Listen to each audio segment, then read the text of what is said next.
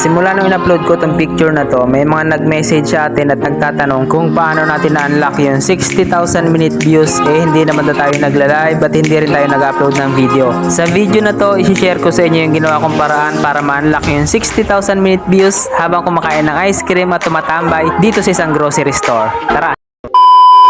May tatlong paraan para ma-unlock mo ang 60,000 minute views na kailangan ni Facebook para sa in-stream ads. Dalawa sa tatlong paraan na yan ay yung madalas na papanood natin at tinuturo sa mga nagtututorial. Pero yung pangatlong paraan ay hindi masyado nilang tinuturo dahil medyo complicated yun lalo na sa mga baguhan. Pero sa pangatlong paraan na yan ay dyan ko nakuha yung 60,000 minute views kaya na-unlock ko yung in-stream ads ni Facebook. Pero ulitin ko, hindi ito masyadong nire-recommend sa mga baguhan. Kung gusto mong malaman kung bakit, tapusin mo ang video na to.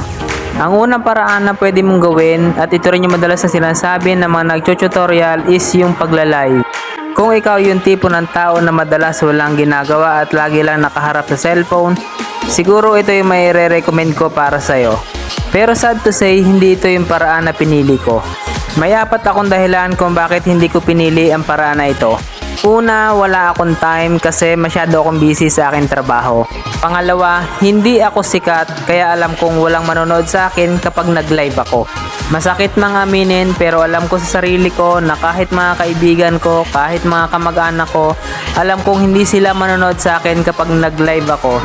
Kaya sa mga nag-uumpisa pa lang dyan na mahilig mag-live, huwag na po kayong magtaka kung bakit wala kayong viewers kasi hindi pa kayo sikat. Pangatlong dahilan kung bakit hindi ko pinili ang pagla-live ay dahil wala pa akong iPhone 14 Pro Max cash na pwede kong ipamigay sa mga viewers na mag-heart, magpa-follow at mag-share ng live ko.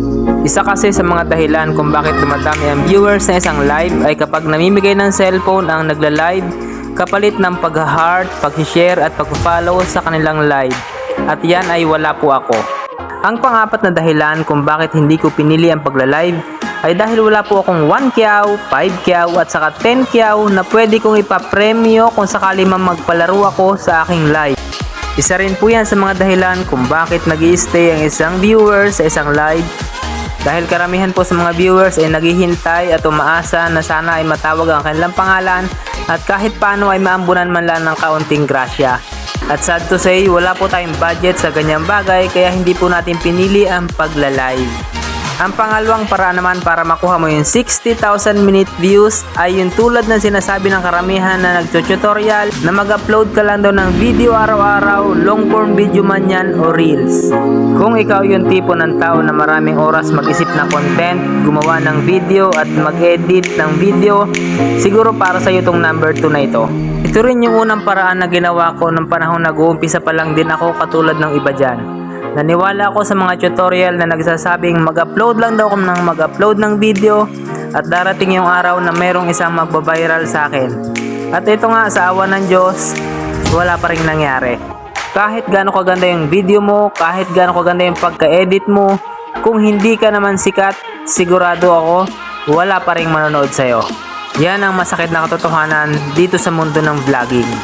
Pangatlong paraan para ma-unlock mo ang 60,000 minute views ay yung pagsabay sa trending. Pero hindi ko to i-recommend lalo na sa mga nag-uumpisa pa lang sa mundo ng vlogging at wala pang alam pagdating sa editing. Pwede kang magka-violation o kaya ay ma-disable account mo kapag hindi tama ang pag-edit na ginawa mo dito. Kaya kung wala ka pang masyadong alam sa editing, siguro hindi para sa iyo itong pangatlong paraan na ito. Ang pagsabay sa trending, dyan ko mabilis na unlock yung 60,000 minute views ko in just 3 days. Kaya kung tinatamad ka mag-live, tinatamad ka gumawa ng content at mag-video, pero may konting alam ka sa editing, siguro para sa iyo itong number 3 na ito. Kung nakarating ka dito sa dulo ng video, baka pwedeng maglambing naman sa iyo ng isang like, share, and follow. Thank you!